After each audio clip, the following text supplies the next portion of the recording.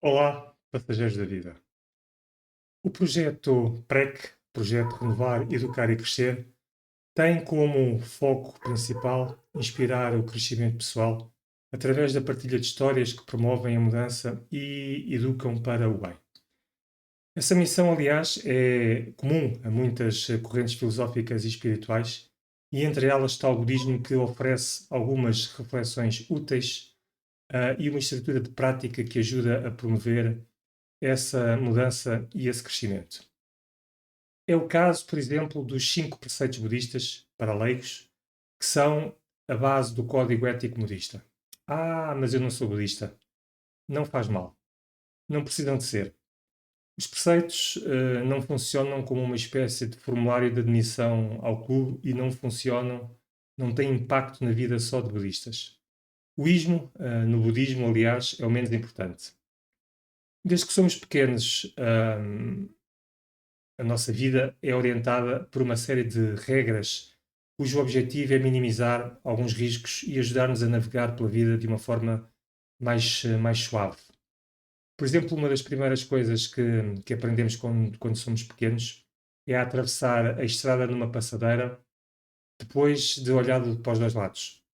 Outro exemplo é o de respeitar as filas enquanto esperamos, ceder o lugar nos transportes públicos, cumprir horários, não usar telemóvel enquanto se conduz, limitar o barulho depois de certas horas, entre muitas outras que acabam por se tornar transparentes porque as conhecemos e praticamos desde sempre. Nem sequer pensamos nelas. Estas regras simples não condicionam ou limitam a nossa liberdade. Antes, pelo contrário, elas tornam o espaço público mais seguro e mais acessível para nós e para todas as pessoas. Encontramos estas regras na maior parte dos lugares no mundo por onde andamos. É aquilo que torna possível, por exemplo, conduzir noutro país diferente do nosso, onde tiramos a carta. Podemos fazê-lo porque as regras de trânsito, com pequenas exceções, são universais. E a mesma coisa é válida para muitas outras regras que não são portuguesas, nem espanholas, ou indianas, ou americanas. Elas são dirigidas às pessoas independentemente do seu local de nascimento e da sua nacionalidade. Da mesma forma, esses preceitos estão a ser apresentados como pertencendo à tradição budista, mas o princípio de benefício e qualidades que promovem uh, está presente de alguma forma em todas as tradições religiosas e filosóficas. Eles não pertencem a esta ou àquela tradição na medida em que são transversais a todas elas. Elas apontam para o ser humano ou destinam-se ao ser humano que está por trás de todos esses rótulos. Eles não funcionam como os mandamentos das religiões abraâmicas. Elas são orientações e escolhas voluntárias e conscientes que libertam ou ajudam a libertar das tendências negativas e permitem perseguir um caminho mais hábil em direção a uma vida mais tranquila, compassiva e sábia. Eles promovem um princípio importante para a vida em sociedade, que é o de não prejudicar os outros. Quando seguimos, quando orientamos a nossa vida por estes princípios, demonstramos que somos pessoas em quem se pode confiar e por isso oferecemos liberdade face ao medo. Como é que nós nos sentimos quando estamos com alguém que não precisamos de ter medo? Provavelmente sentimos bem, sentimos confiança, ah, e nessa confiança sentimos que estamos seguros. Oferecer um ambiente de confiança onde alguém se pode sentir tranquilo é uma das maiores dádivas que alguém pode oferecer aos outros. Pode não parecer nada de extraordinário, mas se imaginarmos, por exemplo, o ambiente numa prisão, podemos perceber que as pessoas que lá estão, em algum ponto das suas vidas, quebraram um ou vários destes preceitos. Também podemos assumir que ninguém, no seu perfeito juízo, gostaria de viver num ambiente como o ambiente de uma prisão. Se refletirmos no porquê, chegamos facilmente à conclusão que um ambiente desse género não oferece as condições necessárias para que alguém se sinta tranquilo ou confortável. Os seres humanos, para viverem bem e florescerem, para crescerem, precisam que o ambiente à sua volta lhes proporcione algum tipo de tranquilidade e de segurança.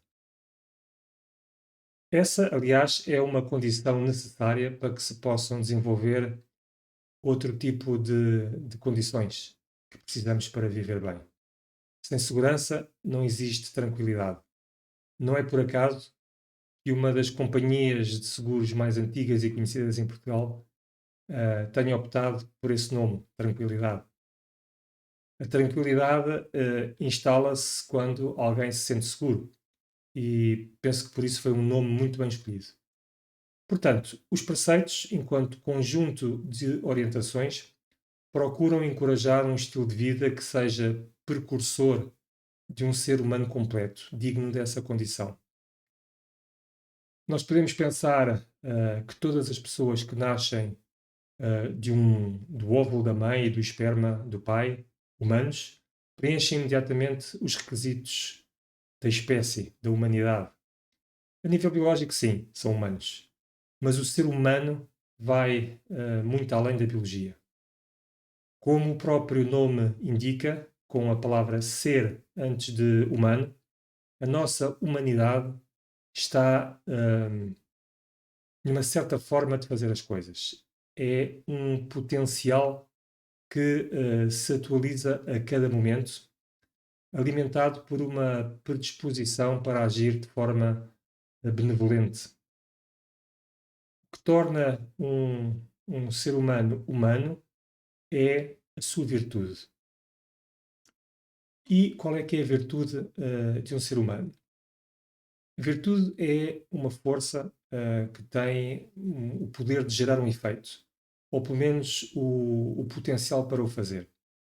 É uma capacidade, um poder específicos que caracteriza uma coisa ou alguém. Por exemplo, a virtude de uma faca é cortar e a virtude de um medicamento é curar. Dessa forma, também a virtude de um ser humano está na sua forma de agir, agir de forma humana. A virtude de qualquer coisa está no valor que ela tem, que essa coisa tem, naquilo que a distingue e que a torna excelente. Tal como uma boa faca é aquela que corta bem e um bom medicamento é aquele que cura eficazmente, um ser humano é aquele que age com qualidades morais que o tornam verdadeiramente humano. Sem essas qualidades, perde a sua ou afasta-se da sua essência e torna-se desumano. Já todos ouvimos ou dissemos que fulano tal é uma pessoa muito humana ou teve uma atitude de uma grande humanidade. Isso refere-se a quê? À conta bancária? Ao carro que tem? Não. Refere-se essencialmente à expressão de certas qualidades do coração que procuram apoiar uma atmosfera de benevolência, agindo com vontade e com certo cuidado. Mantermos-nos em contacto com a nossa virtude significa um esforço para estar à altura da nossa humanidade, tanto ao nível individual como coletivamente. Penso que será por isso que as pessoas que estão ancoradas num código ético sólido normalmente mostram-se mais tranquilos, mais compassivos, mais hábeis e funcionais. Isso acontece, penso eu, que é porque caminham inteiros dentro da sua condição humana. Nesse contexto, os 5 preceitos representam uma forma de treinar e proteger a nossa virtude e a nossa humanidade. E quais é que são esses preceitos? Não matar, não roubar, não mentir, não ter conduta sexual imprópria e não tomar intoxicantes. À primeira vista, até podemos pensar que problema resolvido, já cumprimos todos. Afinal, nunca matamos ninguém, não andamos a roubar carteiras, as nossas mentiras são as pequenas mentiras brancas que servem um propósito meritório como manter a paz. Nunca violamos ninguém e também não somos viciados ou alcoólicos. Mas a verdade é que a coisa é um bocadinho mais subtil. Muitos de nós achamos que seguir estes preceitos é fácil porque conseguimos evitar, de certa forma, as formas mais grosseiras e óbvias destes preceitos. Quando pensamos em matar, por exemplo, imaginamos logo um crime passional com uma caçadeira por causa de algum tipo de infidelidade ou uma pancada infeliz durante uma discussão de trânsito ou ainda uma faca espetada em alguém. Mas o preceito de não matar tem muitos graus de subtileza. Ele aponta sobretudo para a necessidade de estarmos atentos à motivação que existe por trás das nossas ações. É como um espelho que reflete a qualidade da nossa mente no momento em que agimos. Imaginem, por exemplo, um cenário típico numa zona rural durante o verão. Depois de um dia quente e suado, alguém decide, por exemplo, aproveitar o ar fresco do fim da tarde e sentar-se a meditar na compaixão por todos os seres, numa pedra rodeado pela beleza da montanha e por uma brisa suave. A dada altura, esse momento de paz é interrompido por um mosquito. Tentamos ignorar, mas o mosquito tem a ousadia de aterrar. E a ameaça de uma picada e de momentos a agonizar por causa da comichão dão origem a uma certa agitação mental. E dessa agitação mental começa a aparecer, a nascer a impaciência e a raiva, acabando quase sempre com o desejo que o mosquito morra e com uma palmada. Lá se foi a compaixão. O que é que aconteceu aqui? Foi um instante de raiva no momento de distração. O nosso cérebro primitivo, a nossa amígdala, tomou conta da circunstância e reagiu automaticamente à ameaça de ser picado. O problema destas reações automáticas é que se acumulam. Elas tornam-se num hábito, um padrão que tendemos a repetir sempre que encontramos o mesmo tipo de gatilho emocional. E isto, com o tempo, passamos a responder de forma violenta a qualquer tipo de desconforto e conseguimos ainda justificar essa violência. Temos, inclusivamente, um vocabulário próprio. Tive que o fazer, era preciso, fui obrigado. Tendemos a reagir com violência a tudo o que consideramos ser um obstáculo à nossa felicidade, seja porque consideramos que nos afasta daquilo que desejamos ou porque nos aproxima daquilo que não queremos e detestamos.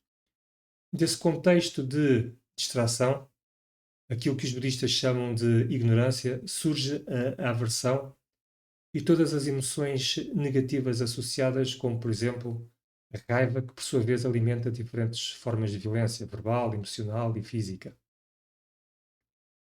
Podemos matar também a confiança, uma forma de matar. Podemos matar a confiança de alguém ao mentir ou ao quebrar algum tipo de compromisso. E como já sabemos, sem confiança não existe a possibilidade de um ambiente harmonioso. E dessa forma também se matam oportunidades e possibilidades. Dessa forma, respeitar este princípio não exige perfeição moral ou fanatismo. Simplesmente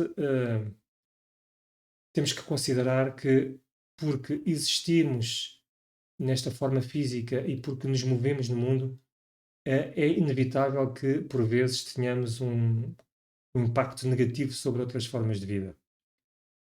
Mesmo que caminhemos com cuidado no escuro, é difícil não pisar uma formiga ou um outro inseto qualquer. Contudo, temos também que perceber que há uma grande diferença entre causar dano sem intenção e fazê-lo deliberadamente. Seria diferente, por exemplo, eu desviar-me intencionalmente do meu caminho porque vi um bichito no chão e ir pisá-lo de propósito. Este preceito, não matar, incentiva-nos a desenvolver amor e compaixão, promovendo uma conexão profunda com a vida em todas as suas formas, começando pela nossa. Se, ao evitar viver de forma impulsiva, sem ligação à virtude que define a nossa humanidade, é difícil mantermos a mesma. É essencial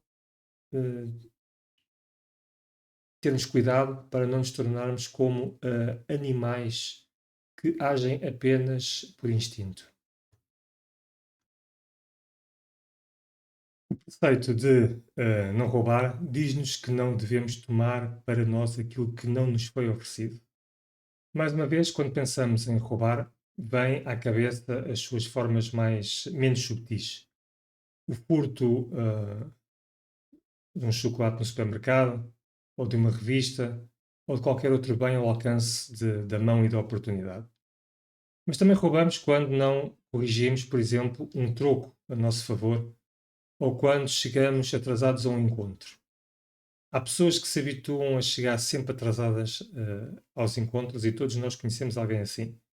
São aquelas pessoas que saem de casa 15 minutos antes da hora marcada, sabendo que têm pelo menos 30 minutos de caminho pela frente. Não veem grande mal em chegar atrasado. Existe até uma espécie de pacto social que diz que chegar atrasado é uma característica de toda uma população.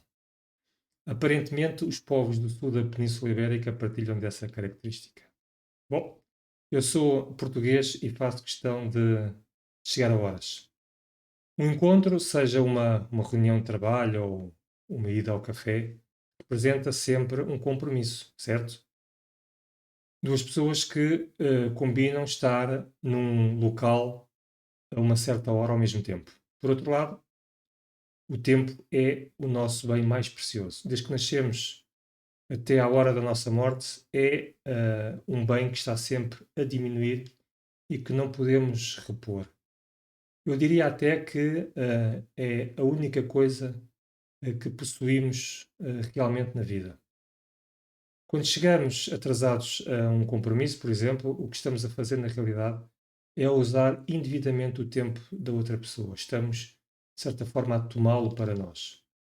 E a mesma coisa acontece quando, por exemplo, marcamos uma consulta. Se mudarmos por alguma razão de planos ou não pudermos ir por algum motivo, e se não avisarmos com antecedência, estamos a roubar o tempo do profissional que alocou o seu tempo para nos atender àquela hora e, eventualmente, a matar a possibilidade dela atender outros clientes naquele horário. Mas a forma, hoje em dia, mais comum de roubar acontece todos os dias dentro das nossas casas, sem que sequer nos apercebamos disso. A maior parte de nós, e ainda bem, sempre teve à disposição o conforto e as facilidades da vida moderna. Crescemos tão habituados a ter os recursos naturais na ponta dos nossos dedos que nem imaginamos como seria viver sem eles. E com isso acabamos por não lhes dar o devido valor, temos-los como garantidos. A forma mais comum de roubar hoje em dia encontra-se no desperdício, na forma como usamos a água e a eletricidade das nossas casas. Quando usamos mais do que aquilo que precisamos, estamos a roubar. Há países inteiros onde as pessoas, muitas vezes crianças, têm que caminhar quilómetros todos os dias para conseguir 2 baldes de água.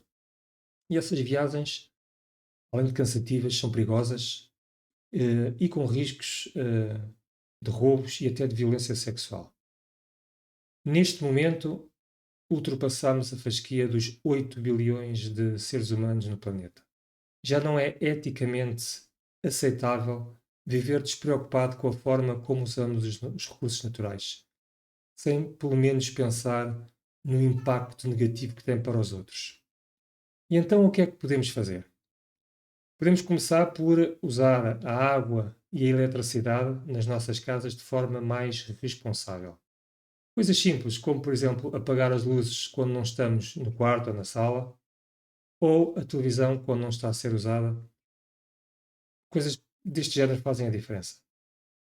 Não lavar constantemente o carro no verão e trazer para o debate público, por exemplo, a forma como as autarquias fazem uso da eletricidade e da água, ou ainda pressionar para a criação de legislação que regule o desperdício de água potável.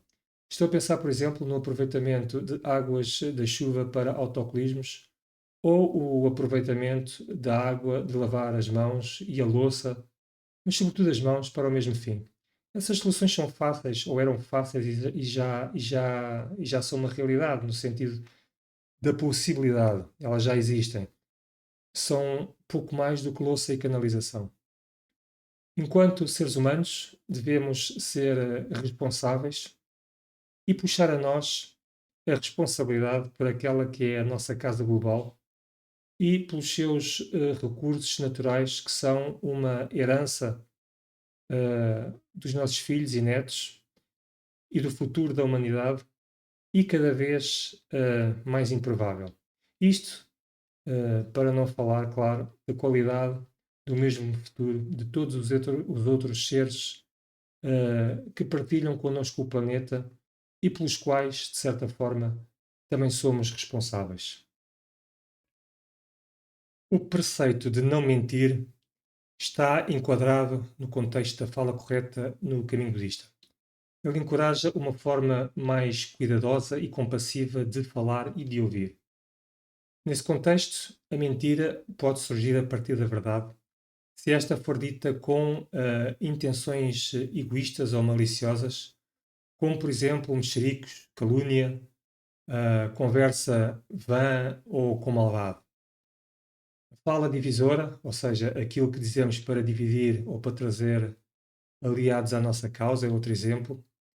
Inflacionar ou diminuir a realidade para obter uma opinião mais alinhada com a nossa. Omitir partes da verdade, fingir as partes que não nos convêm. Aliás, há alguém que eu não me recordo do nome agora, que tem uma frase muito engraçada que diz: o problema de dizer meias verdades é que normalmente dizemos a parte que é mentira. Então, omitir partes da verdade, fingir que sabemos algo que não sabemos, tudo isto se enquadra no contexto do discurso falso ou do não mentir, deste preceito. A intenção também tem um grande peso. Dizer uma coisa que acreditamos ser verdade, embora seja mentira, não tem a mesma força negativa do que mentira em proveito próprio. Isto não significa que não se possa discordar de uma opinião ou criticar, ou seja o que for, mas devemos fazê-lo com a intenção de prevenir o mal e não para evitar situações desagradáveis para nós ou para proteger a nossa imagem. A verdadeira honestidade tem que começar connosco, dentro de nós. Será que somos capazes de ser sinceros e transparentes em relação às nossas intenções, àquilo que nos motiva? Pode parecer fácil, mas na maior parte das vezes não é. O nosso ego conhece-nos muito bem e é perito em nos enganar. É preciso fazer um esforço sincero para reconhecer as nossas próprias motivações, os nossos erros, fraquezas e intenções, sem tentar justificar ou escondê-las. Isso implica olhar para dentro de nós e perceber se aquilo que nos motiva está fundado numa boa motivação ou em algum tipo de interesse semi-oculto ou em emoções negativas, que normalmente têm sempre um efeito destrutivo e prejudicial. No fundo, este preceito diz-nos para termos cuidado com a forma como escolhemos usar o poder das nossas palavras.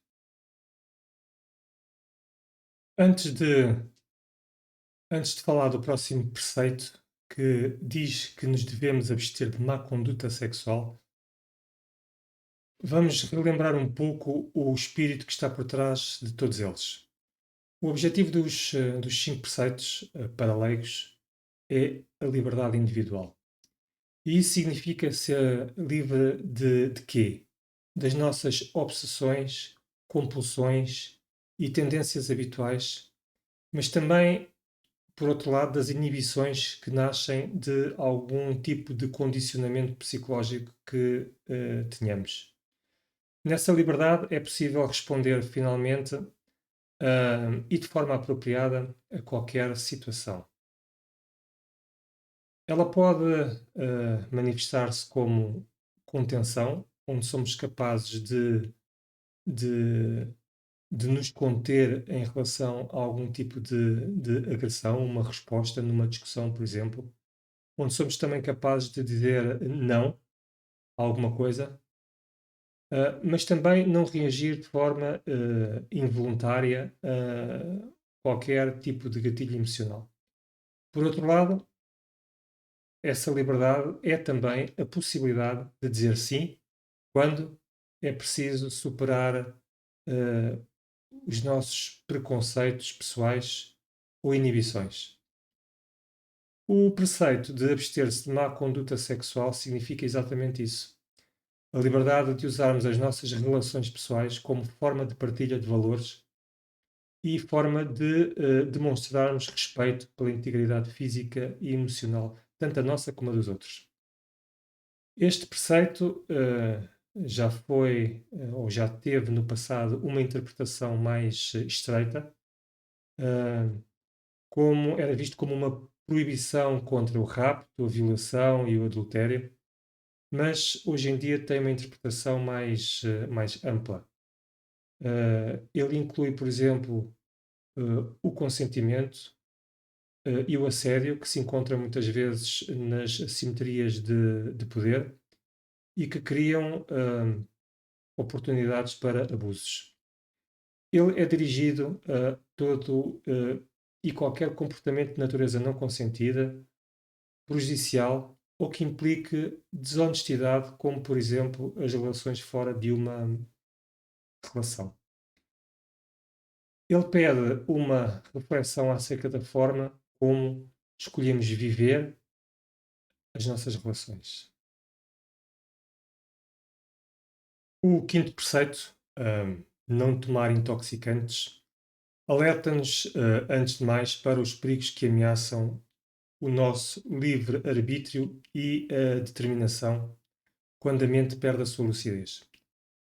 Este preceito difere dos preceitos anteriores, na medida em que matar, roubar, mentir e má conduta sexual envolvem de uma forma direta ou indireta outras pessoas. O quinto preceito, por outro lado, está ligado ao poder da renúncia aliada à virtude da sabedoria. Uma mente lúcida e aguçada pode discernir melhor entre os vários processos que compõem a nossa experiência da realidade e separá-la assim da ilusão. Ao evitar o efeito de substâncias intoxicantes, conseguimos perceber melhor como é que a nossa mente funciona e manter-nos alerta para os perigos das nossas tendências habituais e emocionais. A prática deste preceito tem muito a ver com ser verdadeiro connosco próprios. Ele permite-nos ver que a vontade de usar drogas recreativas pode ser um sinal de que alguma coisa na nossa vida não está bem. Talvez estejamos a usá-las para evitar lidar com alguma coisa ou com alguém, ou a preencher um vazio. A abstinência ajuda-nos a refletir melhor sobre essas razões e a procurar uma solução mais equilibrada e mais saudável. não podemos esquecer que os preceitos, todos eles, são uma estrutura de prática que foi pensada para treinar a mente. A mente é a única ferramenta que temos e com a qual podemos ver diretamente e reconhecer a verdade tal como ela é, livre das ilusões que nós criamos e que nos mantém presos à ignorância, à distração e que cria, por sua vez, o apego, a aversão e destes nascem todas as emoções negativas que normalmente costumam colocar-nos ou dar-nos problemas. Podemos olhar para este processo como o ato de afinar uma ferramenta.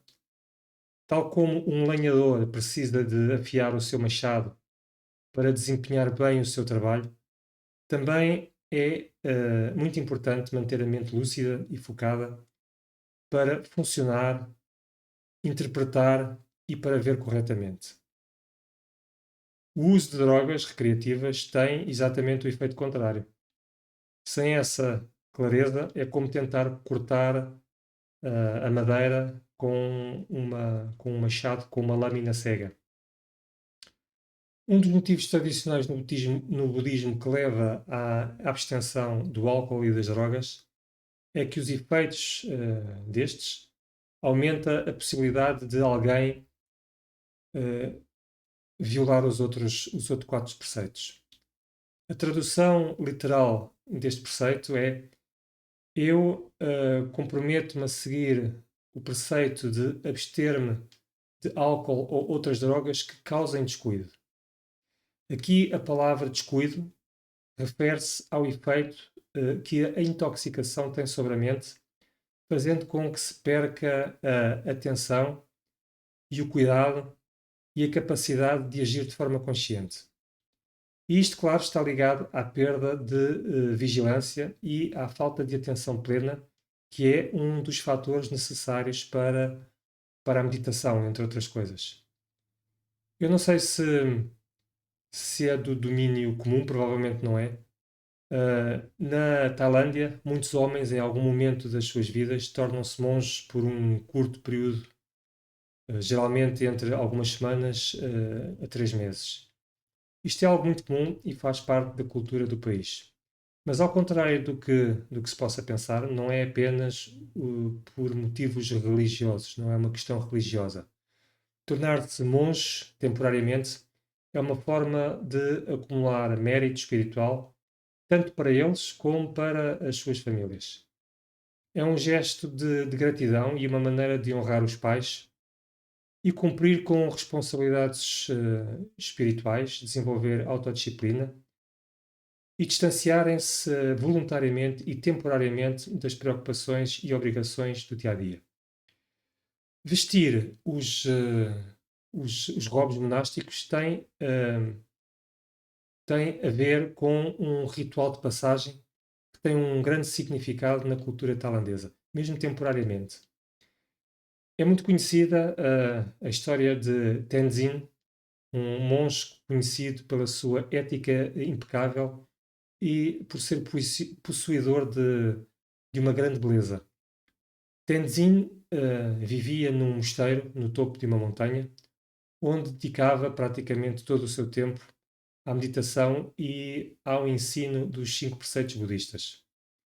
Um dia, uma mulher da aldeia chamada Mei convidou o Tenzin para jantar em sua casa. Ela admirava a sabedoria e a serenidade do monge, para além da sua beleza, e queria aprender mais sobre os seus ensinamentos. Tenzin, com o coração aberto e sem suspeitar, aceitou o convite. Ao chegar à casa de Mei, foi recebido com um sorriso caloroso e com uma mesa repleta de comida deliciosa. A Mei ofereceu-lhe de seguida um copo de vinho, insistindo que era uma tradição da aldeia brindar com os convidados. Tenzin ficou um pouco relutante, mas decidiu aceitar o copo de vinho para não ofender a sua anfitriã. Depois de beber o vinho, o Tenzin, que não estava habituado, começou a sentir-se estranho. A sua mente, que antes estava clara e focada, tornou-se turva e confusa. Sem perceber, começou a agir de maneira diferente do habitual. Ele viu uma galinha no quintal e, num impulso, decidiu que seria uma boa ideia prepará-la para o jantar. Pegou na galinha, que era do vizinho, e, sem pensar nas consequências, matou-a. A mãe, chocada com o comportamento do monge, perguntou-lhe o que é que ele estava a fazer. Mas o Tenzin, ainda sob o efeito do álcool, mentiu e disse que a galinha tinha fugido e que ele apenas a tinha apanhado. A mentira pesou-lhe, mas a sua mente estava demasiado entorpecida para perceber a gravidade de todos os seus atos. A mãe, nesse momento, pediu-lhe para sair e Tenzin, com a sua força de vontade reduzida e tentado pela beleza de Mei, tentou agarrá-la e beijá-la. Ela gritou, e o seu irmão, que vivia ao lado, entrou a correr, impedindo o que de outra forma podia ter acabado numa tragédia. Esta história é uma história e é contada muitas vezes e com algumas variações como forma de ilustrar os perigos do álcool e das drogas e a importância de manter uma mente calma, lúcida e focada. Os preceitos são um caminho para alcançar a felicidade a longo prazo e funcionam como um treino para o nosso crescimento pessoal. Em vez de trocarmos a nossa felicidade duradoura por prazeres rápidos e efêmeros, focamos-nos em entender melhor quem somos e o que é a realidade à nossa volta. Isto traz-nos uma sabedoria, um tipo de sabedoria, e ajuda-nos a desenvolver qualidades que nos ajudam a navegar melhor os desafios da vida e, ao mesmo tempo, aproxima-nos do nosso potencial enquanto seres humanos completos. Espero que tenham gostado e que vos possa ser útil e até à próxima.